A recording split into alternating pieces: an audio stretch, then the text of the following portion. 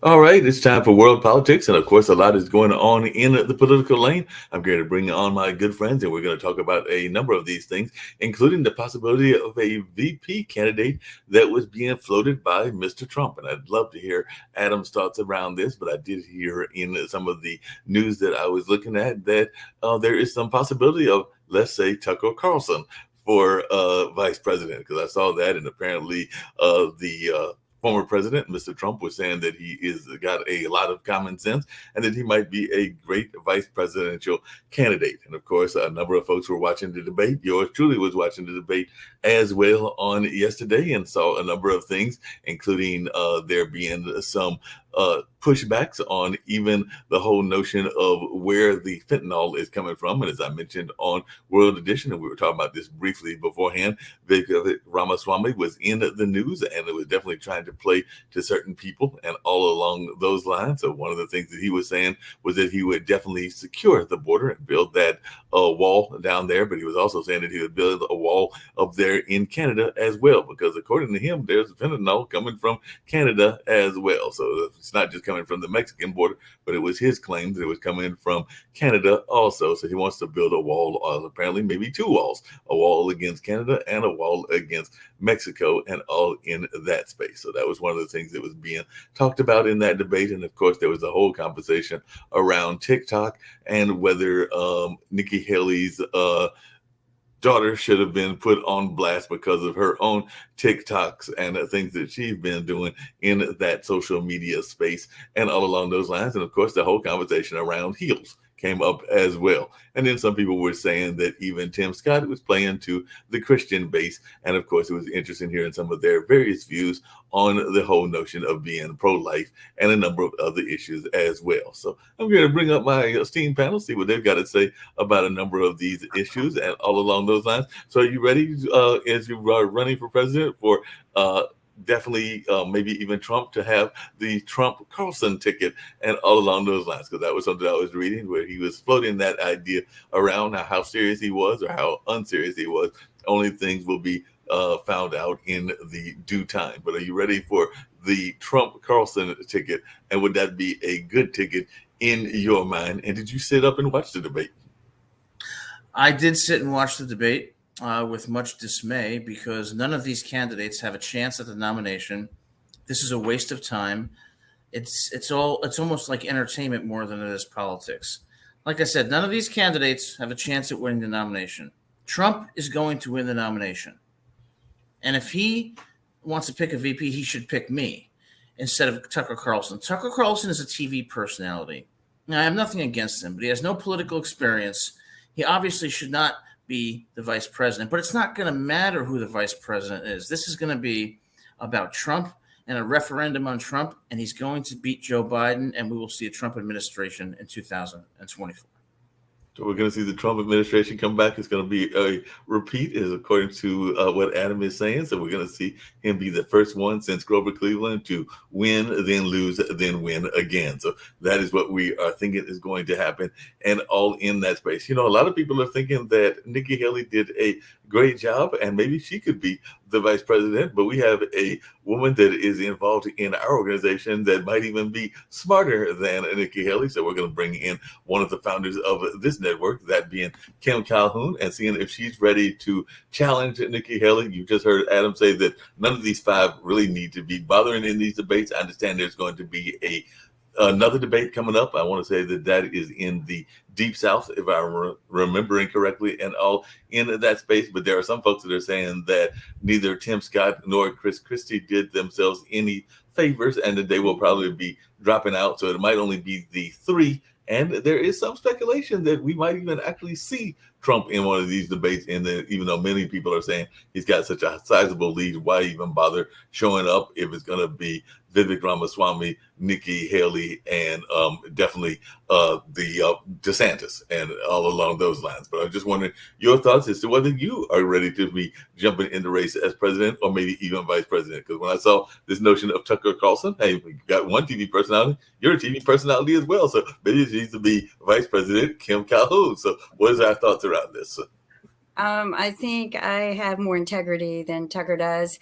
I don't think anyone is worth my time to run as vice president for. I think that they are all a disgrace, just like Adam has said. I don't think Trump should be our next candidate or Biden. I hope that somehow or another we get a bulldozer and brush them out. But we need some fresh people running for president. We don't need a bunch of people in the White House turning it into a sick or retirement home. And we just need to build on integrity and the things that we need to be doing to unite, not just our own country, because we are so divided.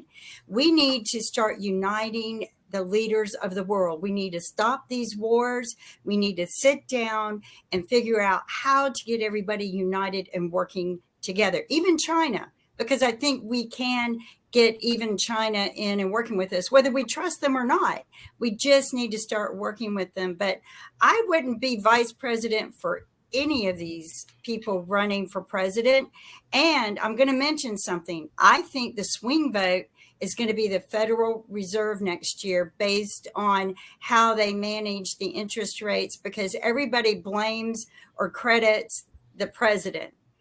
So I think the biggest swing vote is going to be what the Federal Reserve does and how the economy swings up and down. Oh, well, I'm getting ready to bring in our other panelists, that being Sasha Starr. And all along those lines, the other thing that happened as well was that Vivek Ramaswamy, and I'd love to hear your thoughts about this notion of a Canadian wall. But before we get to that idea, he actually called out the president, the current president, because he basically said that it is basically like a whole notion of this being a falsehood, that Mr. Biden is going to run and they were going to have a Biden-Trump rematch, because he is thinking that the Democrats, because of some of the things that are going on with Biden and his health, will not be having the notion of even running him. And he said, and one of his quotes at the end was, whether it's Michelle Obama or whether it's Gavin Newsom, the Democratic Party needs to stop this facade of this notion of they're going to run Mr. Biden. So I was wondering your thoughts around this, because he definitely came out there with this notion that there might be another candidate coming out, and not a third party candidate, but a candidate that will run because of Biden's health issues and some of the other things that are going on, including his declining popularity and all in that space. So are we 100% sure, Sasha, that Biden is going to be the candidate for the Democrats? Only if Republicans will nominate Trump, only in this case. If it will be anybody but Trump, of course, Biden will not run. And I think he said many years ago, even before he was elected president, he said that he's a one-time president, just one-term president, and he's not going to run for second term. However, because Trump is doing so well, and most likely he will be nominated, depends on his lawsuit, though. I'm not sure how that will affect him one way or another. I guess Adam knows better as a lawyer. It's not going to help him with his $500 bet, though. But still, one thing, you see, Adam, you have two hurdles to overcome. Number one, he has to be, of course, pronounced nominee for presidential power. Second of all, the lawsuits have to be somehow dealt with. And the third, he still has to win the president election against Biden.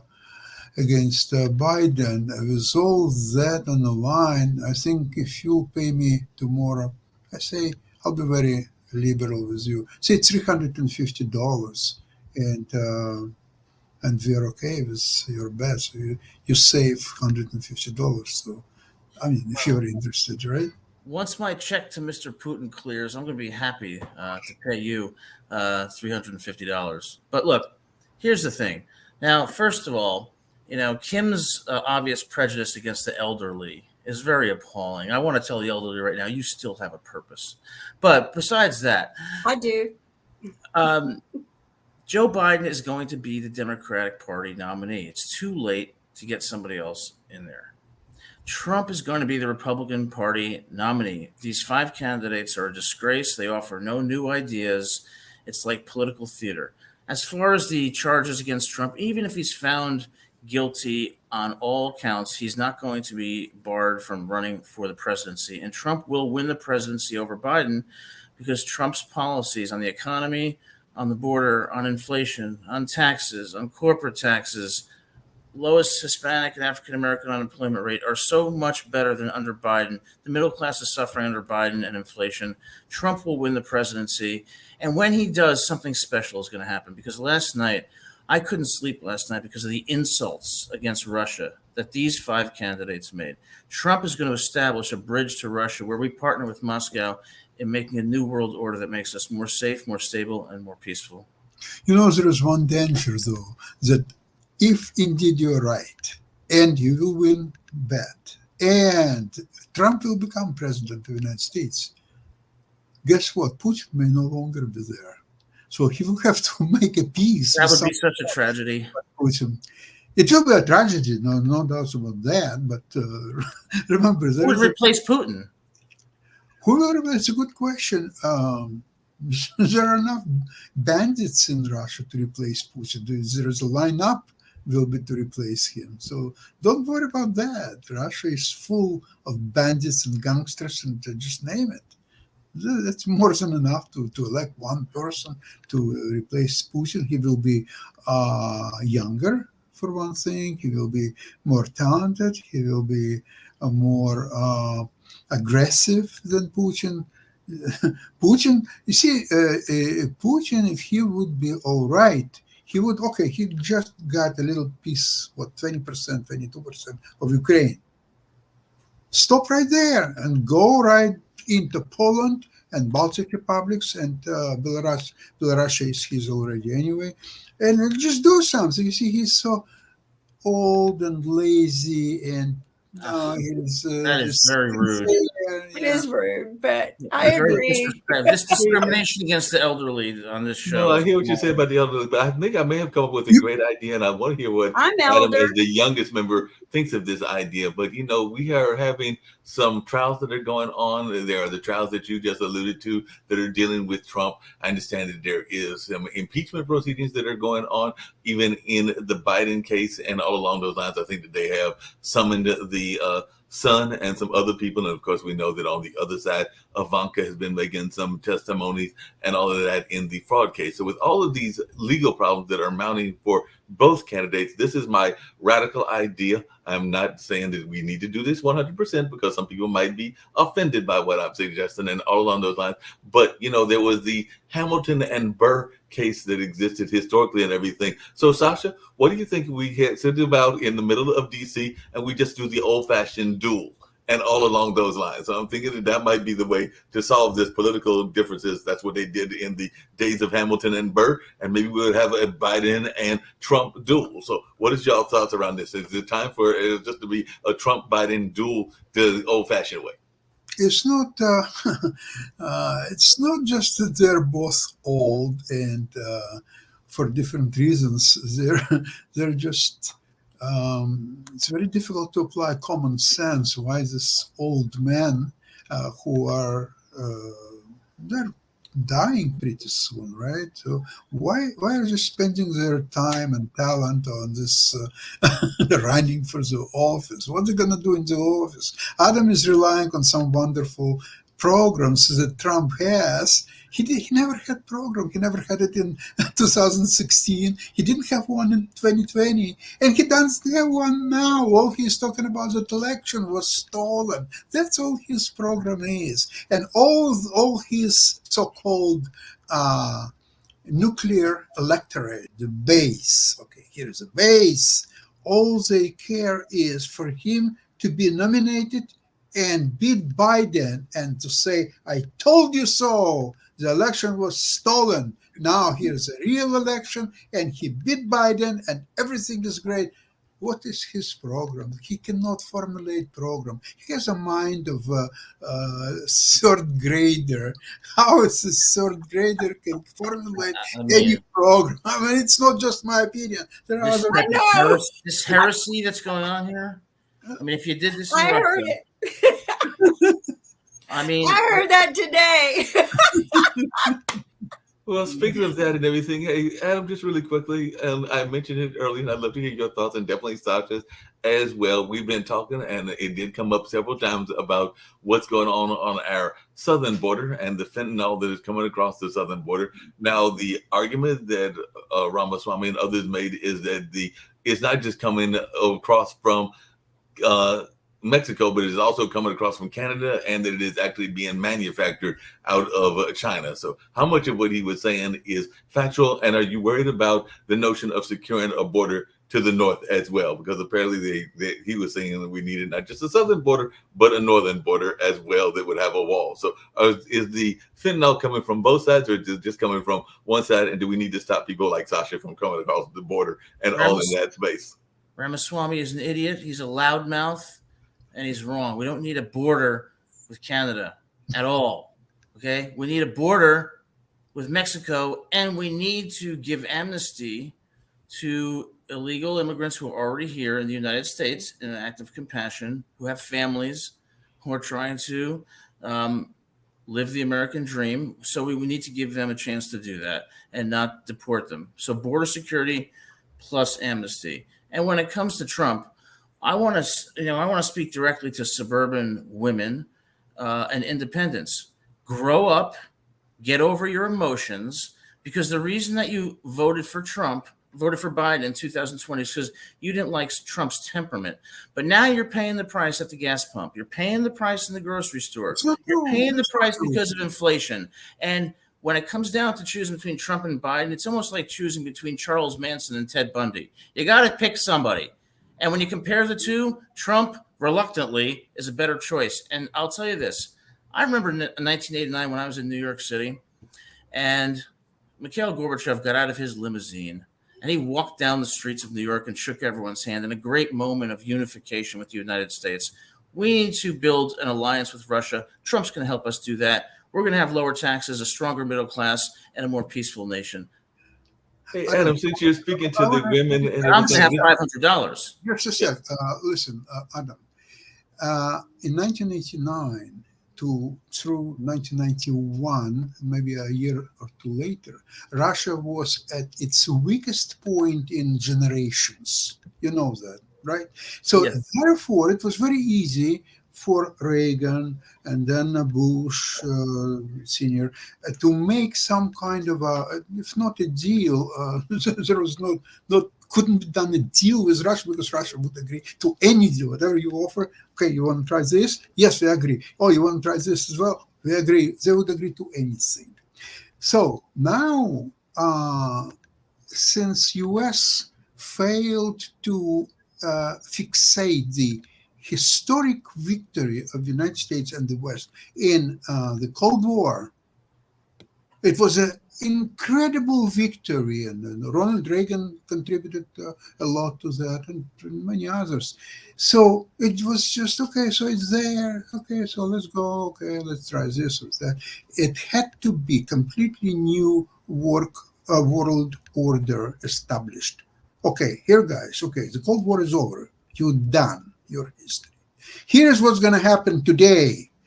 We are going to rule the world with our allies. You lost. You're a losing party. You have to, first of all, give up all your nuclear arsenal. You have to agree to certain concessions here and there and so on. Right, for next 100 years, you are not allowed to attack anybody or so on. You could extract at that time a lot of things from Russia. They would agree. For, I don't know, $500 million probably, they would go along with everything. Today, Russia, it's not only Russia became very powerful military state, they have a coalition of all these bad actors like China, like North Korea, like Iran, and many others who are not openly there, like even India. India doesn't say that they're friends with Russia. They're not saying that they're friends with the United States either. They are there to buy cheap oil from Russia, to use the situation to their advantage and so on. And now you're talking about BRICS country. Now, if BRICS country will have their way, United dollar is finished. It's no longer reserve currency. And if that's the case, Adam, United States is finished. It's no longer a country. It's nothing. Don't forget about your south border or north border or no borders. It doesn't matter. You've done. And So we in know order, who runs BRICS, right, Sasha? We know who's in charge of BRICS. no, of course, the only idea is of BRICS. Look, how you could put some common denominator between such a diverse and faraway countries like here is Russia, here is Brazil, here is South Africa. It's a madness, but there is an anti-American agenda. That's all and the only point what unites BRICS, and Putin is working on this project since 2007 when he had his speech and the Munich international conference, and he had his anti-Western speech, and that was a beginning, a harbinger of things to come. So in this situation, of course, neither Trump nor Biden, they cannot lead U.S. You need a very, very special talent, much younger, much more focused, understanding of the situation, international situation in the world, what are the threats for the United States and how to deal with it, and show it's still not late, because today still America is by far the strongest country, army in the world. It's still not late, but the time is running out. And the more Russia, Iran, and other actors becoming successful at little things. For example, do you know that American servicemen, 40 of them were attacked and wounded in these Hezbollah attacks, northern Israel? 40. I don't think that anybody was wounded critically, but they're suffering. For what? This carrier groups that the United States sent, they're like a sitting ducks. I just read today that Russia sent very powerful missiles. They can hit these ships. They're sitting ducks. They're sitting, okay, if these missiles will not do, the other missiles will do. Then you will bring even more powerful missiles, so on. So it's just a matter of time until they will be hit. In the meantime, U.S. Sasha, you said that there hadn't been a response, but it's my understanding, and correct me if I'm wrong, Adam, but I do think that we actually launched an attack on Syria because of those Hezbollah attacks and all along those lines. So I think that we have actually responded with a military attack, and there are some people that are concerned that we might be pulling ourselves further into a deeper war and all in that space. But there was a response to that attack from my understanding. But if I'm wrong and I'm not finding those facts correctly, then please correct me and we'll let the folks know as well. Well, it doesn't surprise me in the least. The U.S. is on the vanguard of attacking. Let's go back to the 70s when they just deposed the Ayatollah and put in the Shah. Let's go to Iraq, the Second War, when they just took out Saddam Hussein, who ultimately was hanged. Let's talk about Vietnam, when we raped women, killed children. I mean, the U.S. has no moral superiority. And as far as North Korea goes, I will tell you, they have free education, free housing in North Korea, and free healthcare. Why is Russia anti-West, anti-American? Because we've been mean to them for years. We've treated them like a pariah for years. Why wouldn't they be? By doing what? Exactly. Well, look at NATO expansion. And I keep going back to this. Nobody wants to talk about that. So my question to you, Sasha, is this. If we could build a more stable and productive relationship with Russia, how do you think we could do that? Because I'm not sure how to do that. So how do you think that could happen? Good question. First of all, you have to make up your mind that that's exactly what you want to do. And I'm not sure that US is there. You are there, but not United States. So that makes you illegal. Well, I don't like our foreign policy. Okay. Uh, First of all, I think the most important thing is somehow disengage Russia from China or China from Russia, one way or another.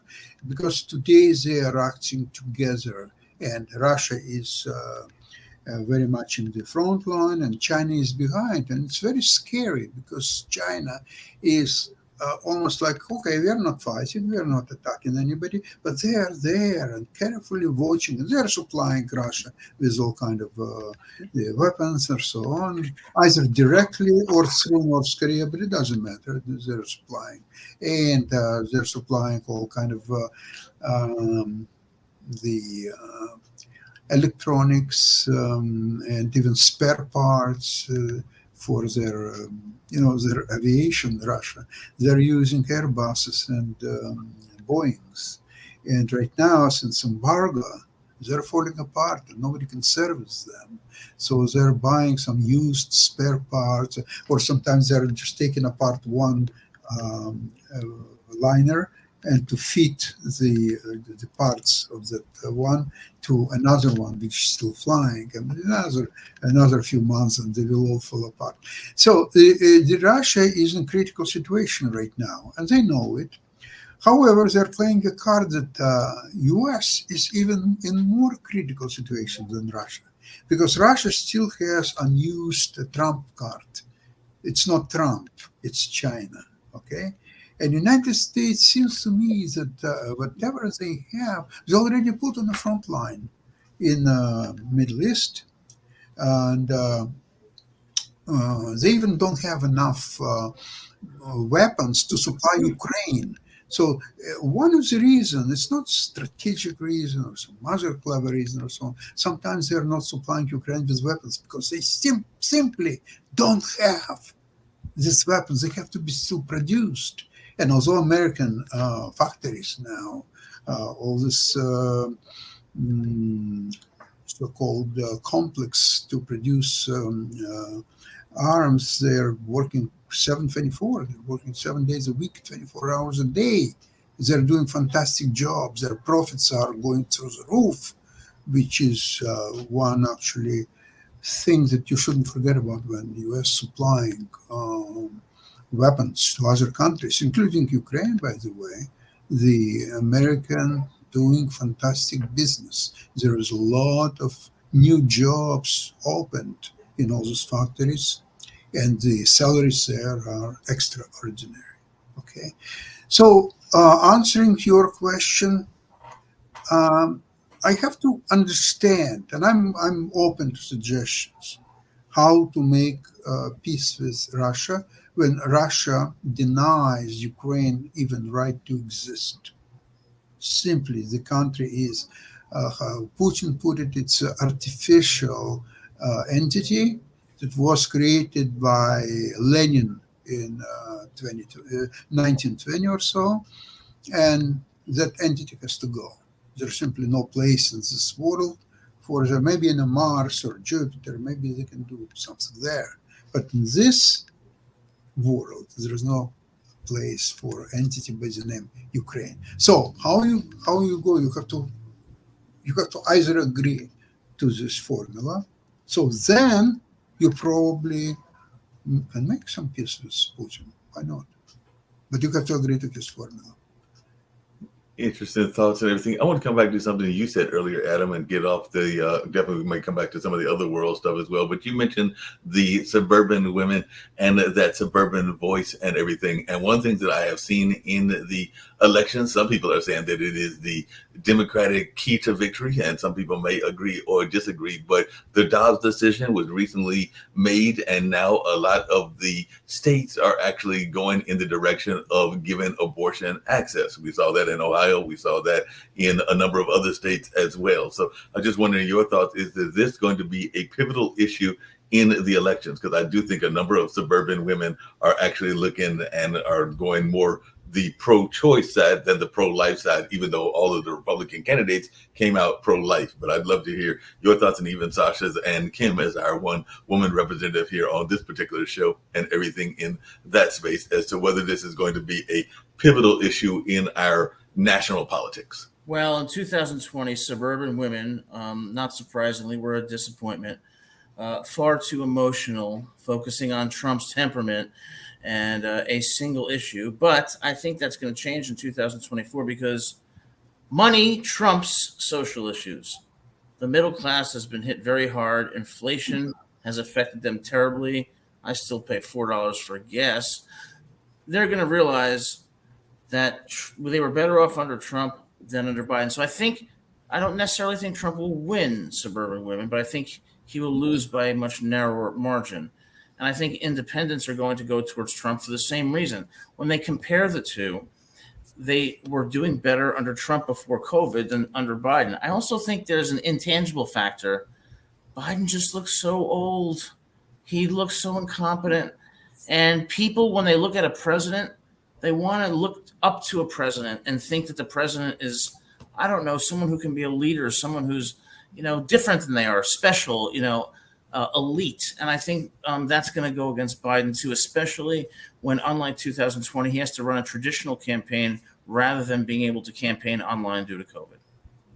Kim, what's your thoughts around that? Because like I said, that's an issue that a lot of people are looking at, is this notion of where women are going to fall in their voting. And I do agree with Adam that some of it will be around pocketbook issues, but there are a lot of women that were not pleased with the Roe versus Wade, the Dobbs decision, and that does look like they are voting more on the side of wanting more of their rights being protected and all along those lines. But I just wondering, as like I said, you are the sole women representative. I did invite Kelly and some others to the show and everything. But what is your take on this issue? And do you think that some of your friends that might be liberal or conservative might be looking at that as a key issue, that there might be one that they focus on?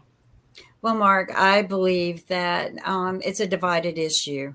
And the reason is because of religion. Many people vote based on their religious, theories. And I disagree with that. I disagree with, the state and religion doing laws together. I think it needs to be separated. But all of this abortion BS, nobody's taking care of the babies after they're born. Yeah, okay, go ahead and prove at 22 weeks that, they're a living, breathing entity, but you're not taxing them, okay? Or you can't get a tax deduction for them at 22 weeks. So personally, I don't think it should have anything, men, first off, should have no say-so over any woman's body. They shouldn't be chaining them to beds and arresting them for having abortions or going to other states and having abortions. That's another problem I have with the United States. If I were president, the first thing I would do is unite the laws, and we would get rid of this state and church bullshit. Excuse my language. It's got to end. Okay. And if you're going to take care of the children after they're born, then by all means, force women to have children when they don't want to have them. But currently today, we have over 24, listen to this, 24 million children that are abused and part of fatality home lifestyles. They are not fed. They are not clothed. They are abused. Okay? And nobody's helping them. No one. Yet we got to force women to have more babies that don't want them. Now, I will say this. I have met a few women in my career who had children without the male ever stepping forward to help them. And they did an awesome job raising these children. Fabulous job. Somehow their family helped them out a little bit. But I, just spoke with a woman the other day. I just respect the world out of her. The man didn't step up to the plate. And maybe she's lucky he didn't. Maybe he was a horrible person anyway. Well, we know that. And she raised that child on her own. But a lot of women aren't going to do that. And they're going to put those children's lives in more danger and cost our country more money than what we spend if we go ahead and let a woman have that choice. Now, I don't think it should be used as a means for birth control and you have abortion after abortion after abortion. I don't think so. And I think the pill, the abortion pill, I think just go ahead and issue that. And if women want to take it, let them take it. It's a woman's choice. And I think that, unfortunately, these are not going to be what decides the president. I will get back to your answer. I don't think these issues will decide the president. What I think will decide the president is the economy next year. If the economy gets better, if the interest rates get lower, and we, work a little bit where students that are graduating have a better means to a lifestyle other than that heavy student loan debt that they have to carry on their backs and can't get, mortgages or anything. I think whoever fixes that, and if they fix that next year, that's going to swing the vote in that person's direction. Hey, Adam, just really quickly, and I was actually going to direct it back to you and definitely hear from Sasha as well. That was actually something that I heard, I think, both from Vivek and Tim Scott, was what Kim just alluded to, which is that if we're going to protect the women's, if we're going to protect the baby, then we also have to protect the life even as they go into adulthood. Because I did hear a couple of the Republican candidates state that notion of this fact that you just can't protect the baby's life, but you also have to make sure that they are taken care of until they are adults and are able to take care of themselves. And I did hear at least 2 or 3 of the candidates mention that within their statements. But what is your thoughts around that? Because that is another thing that I think comes down to a pocketbook issue. Where are we going to make sure that they have adequate schooling, adequate care, adequate food, and all of that until they are able to get it on their own? Well, certainly we would agree that that's a moral imperative. But, I have a message for women out there, especially young women. Stop having sex. Focus on your education. Focus on your financial stability. Forget relationships when you're 19 or 20. And God forbid, if you're going to have sex, use contraception. Be responsible. You don't see these problems in Russia. You don't see these problems in other countries because citizens are far more responsible and mindful. The moral decay in this country is a disgrace. Adam, may I just add something? That in many cases, sex actually can lead to a financial stability and more. Would you agree? Then do it responsibly. Okay, that's a good one. I agree. I tell my college students all the time, enough with the sex and the relationships. Focus on getting a high grade point average, getting into graduate school, getting a good job, and then meeting someone and getting into a relationship, getting married. All this sex when you're 16, 17, no contraception, abortions. It's 20, 21, 22, 23. Wait till you're 26. Well, speaking of that and everything, I definitely have to push back on something that you're saying slightly because even to what Sasha said, hold on a second, even to what Sasha said, there are a number of people, we know the incident that happened with Jeffrey Epstein and that whole island and everything. And there was a recent news story coming out of Boston, Massachusetts, where apparently, there are sex workers out there that are specifically, I guess, targeting some of the political elite, and who knows who's in their black book. Did we ever find out the madam's black book and who might have been in that black book? But there are a number of political leaders and others that are apparently part of this brothel ring that is coming out of Massachusetts. So is this something that we are concerned about? And are we going to see some high names come out of this case? Because it just came out recently, I think in the last 2 days and everything, that there's a major brothel ring that is coming out of Boston. And there are some names on that book that who knows who those people are. Well, Adam, I would like to actually make your situation much more preferable and lighter. Speaking about suburban women voters, guess what? Today, Trump, at his age, he is not capable to rape anybody. So he's not as dangerous as he's perceived in his younger years. Well, unless he'll use some special special sex toys. But if not, trust me, he's just not there. And so that actually makes him a viable candidate. So actually, the boss himself, Biden, but Biden, according to what we know about him, he never raped anybody. At least that's what we know. Now, Trump, different category, but still. So I think Trump can be considered for suburban women. There is nothing to fear. Well, suburban women, I think, are going to vote with their pocketbooks this year. And, but, when I was thinking when this discussion was happening about young people, sex, not using contraception, the moral decay of the United States, I was thinking about the Russian national anthem.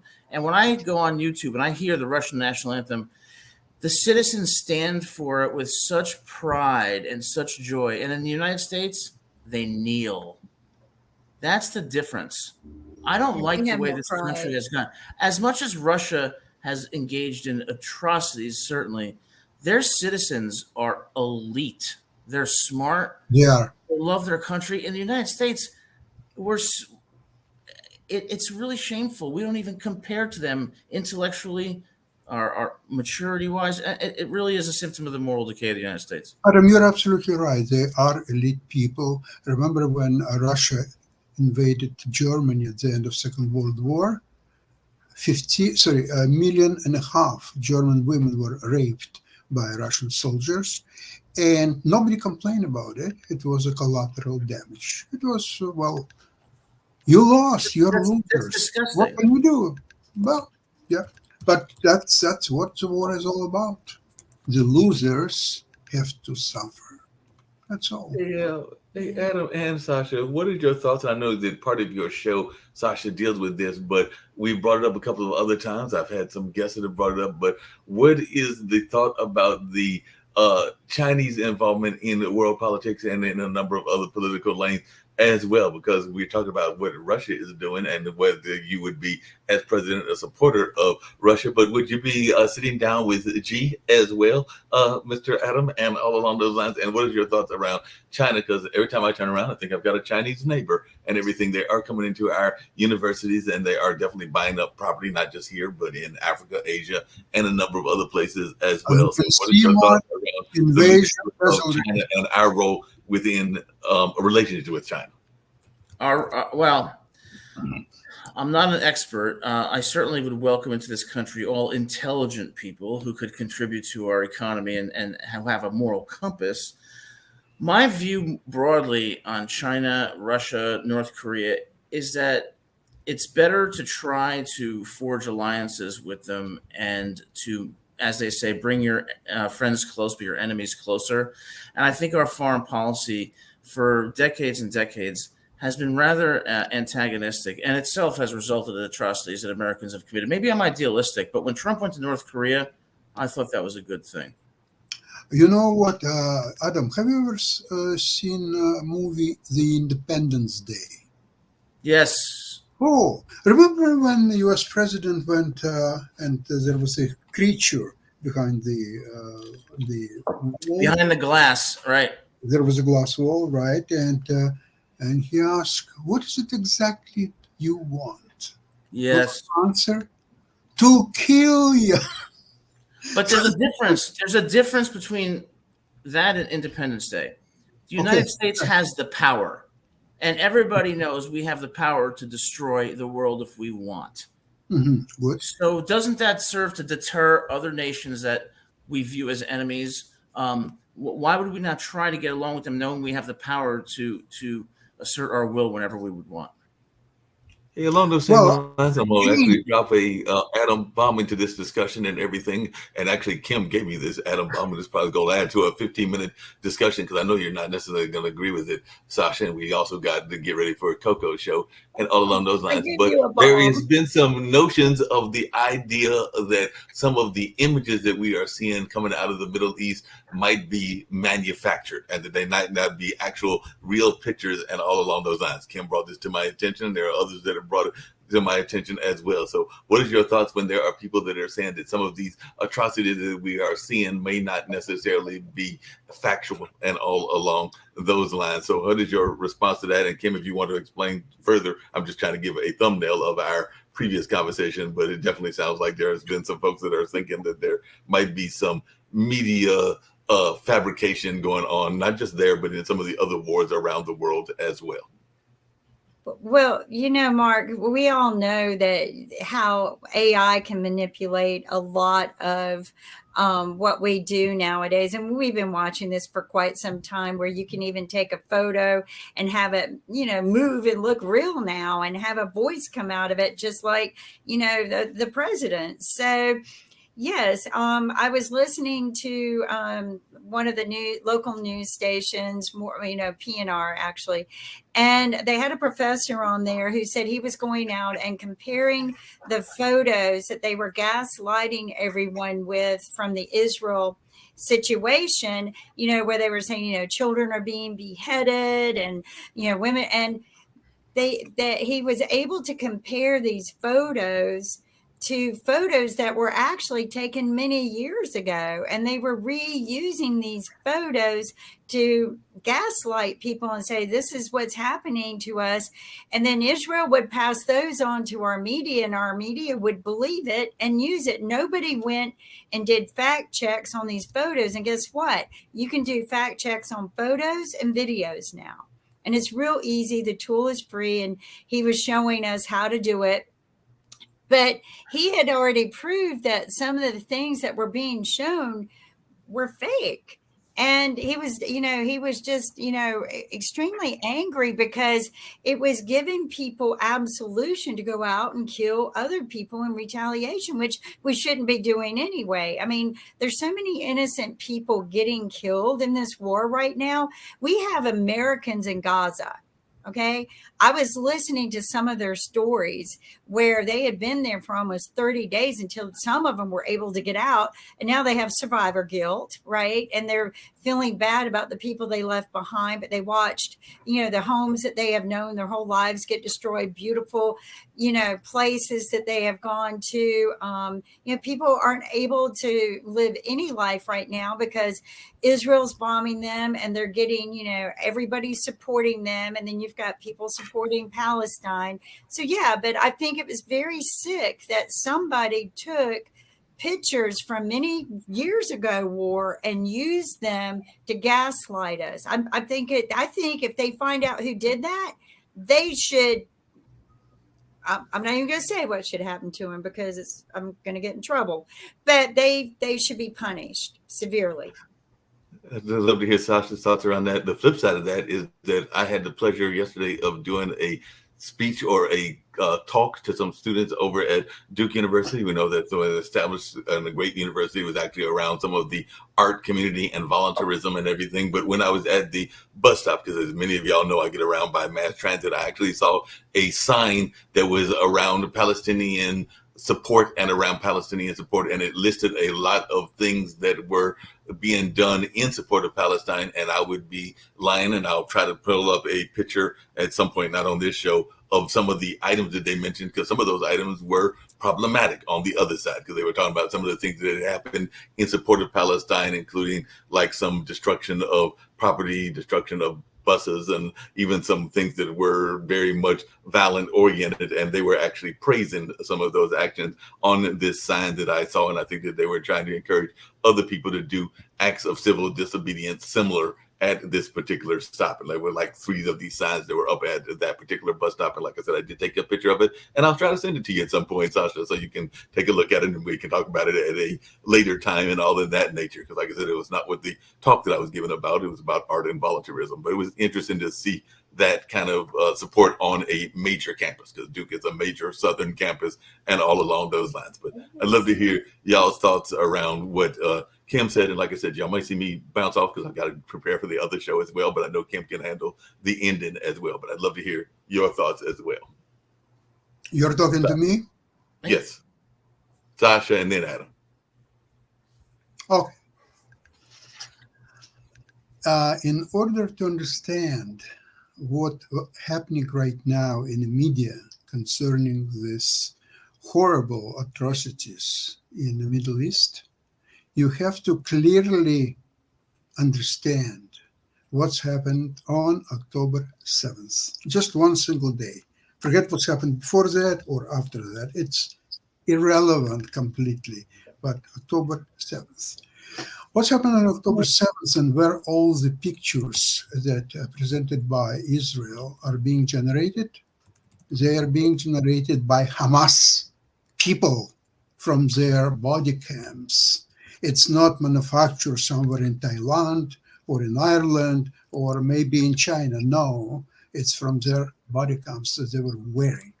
Because all the purpose of this attack was to create horrific images and spread them around the world to show, okay, here is a great Israel that nobody could do anything about it, and here Hamas, look at what we've done to Israelis, look at how many people we killed, look at how we killed them, look at, okay, they got hostages, but hostages was like almost byproduct. It was not their goal to take hostages, because from public relation ideas to publish pictures and all the images, it's not here nor there. Although there are some images for taking hostages, of course, they are there. Like, for example, a very old woman, a Holocaust survivor, and she was one of the founders of the kibbutz. She was taken a hostage. But again, it's not that horrific. Okay, so you took hostage 82 years old woman. What's the big deal about it? But when you are slut children and you just take their little heads and you put and make a soup out of it, when you beheading women and children, and you're doing that for almost all day, because they started their attack in 6:30 in the morning and they were evicted by Israeli army basically several hours later, around like 5-6 o'clock in the evening, unfortunately. And all these body cams, they were doing images in real time. It was not that they came back to Gaza and then they started to edit and do some work or so on. It was done in real time. And by the way, the Israelis prepared all these materials. They made it one package, which has been shown yesterday for the first time ever in New York. Today is in Toronto, and then it will be shown everywhere, in probably starting next week. As this was done yesterday and today only for correspondents of the major newspapers. More than half of them could not stay until the end. They had to leave. So I think it will become widely available next week. So people who have some reservations or some doubts or whatever else they might have, they will see it for themselves. Thank you. Well, Sasha, it looks like they got the war that they wanted on October the 7th. You know, when what I saw has that, Adams thought about the fake media and people making up the photos? I don't, there's always going to be a certain amount made up, but most of the stuff you get is. Well, I suspect that some of it is probably manufactured, but I think intelligent people can probably distinguish.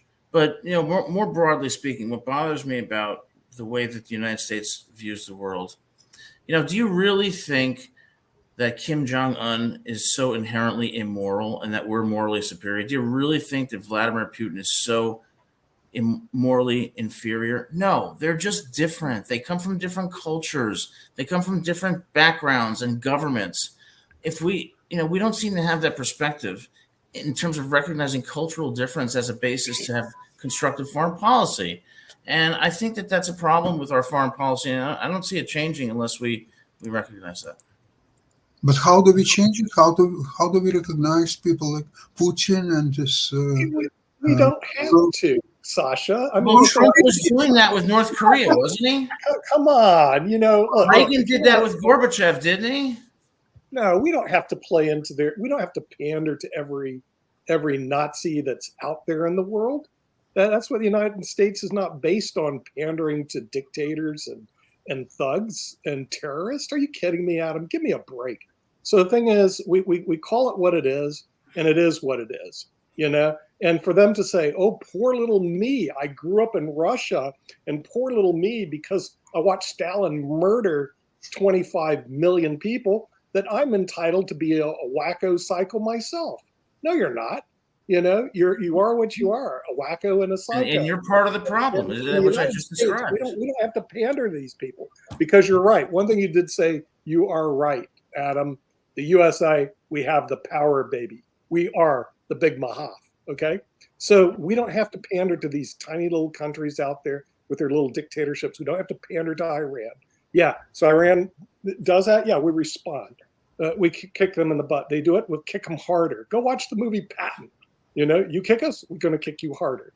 You've been watching Top Gun again. I don't embrace that philosophy of Israel's the same way. Israel goes, look, on October 7th, you got your one shot. You took a hit with the bully. You took a hit in the bully, right?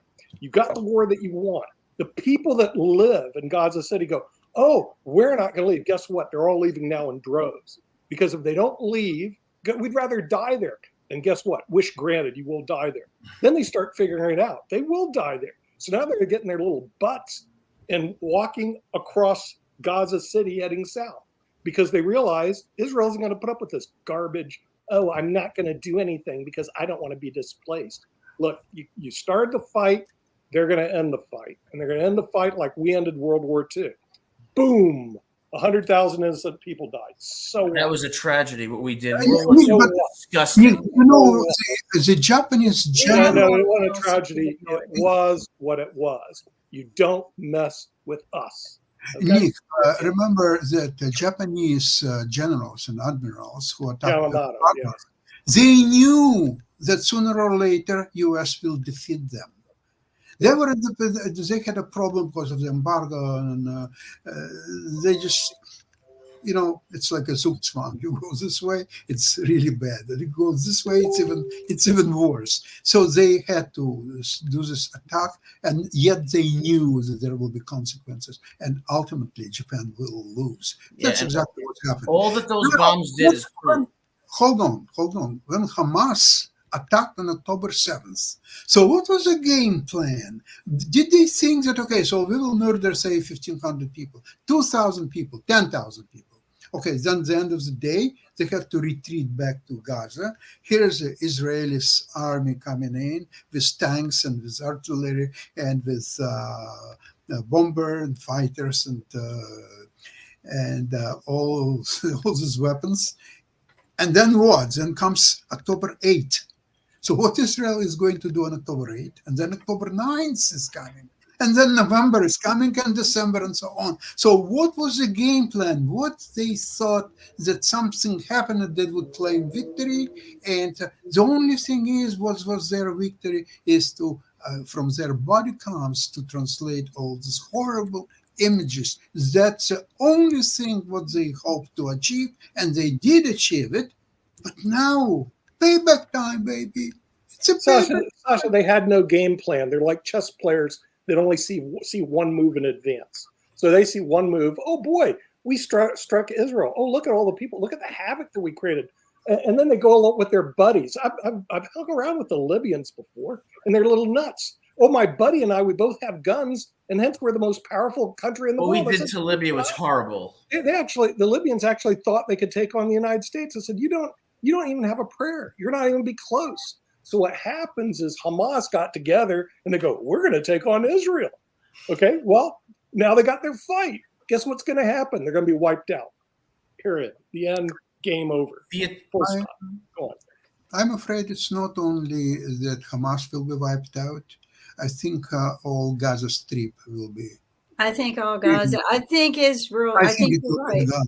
Yeah, it will be gone. Gaza's going to be flattened. It's going to be one cement slab. When we remember that Gaza is going to be called the cement slab. If you saw it, those buildings are horrible anyway. But it's just going to be one cement slab. That'll be it. So once they go, hey, I want to go back home, they're going to go back home to a cement slab. That's it. Well, they're already saying and it will be occupied by Israel. Period. They already said, I've been listening to the Americans who have been slowly making it out, and they said that there's nothing left. Yeah, that's right. It's going to be a cement slab. What a surprise. When we a bloody surprise. Nick, I am so surprised I attack Israel and they flatten us. What a surprise. Well, Nick, we didn't go blow up every country when 9/11 happened. You know what? They're not blowing up every did. country. They're blowing Yes, up we did. a tiny No, little they strip are of land. blowing 100,000 a Iraqis died society. because of that moron George W. Bush. And when we dropped the atomic bomb in Japan, when we went into Vietnam, when we went into the second Iraq war, we showed we're morally superior to no one. I don't think I'm morally superior to Kim Jong-un, Vladimir Putin, or Muammar Gaddafi. Until we recognize that it's a matter of culture and background, we're not going to have a constructive foreign policy. And Nick's policy of, divide and conquer will remain, and it's going to lead to the destruction of the United States in the long run. No, my policy is real simple, Adam. Might makes right, and we have the might. We are right. Fair enough. Real simple. And by the way, that's been the policy of victorious countries forever. So it's not me just making it up. Go look at all of history. Nick, Might what makes right, is a and we golden have the rule? might. We are right. Go on. What is Go a on. golden rule, The golden rule, one who has gold rules. One who has gold makes the That's rules. You're Nick's right. rule.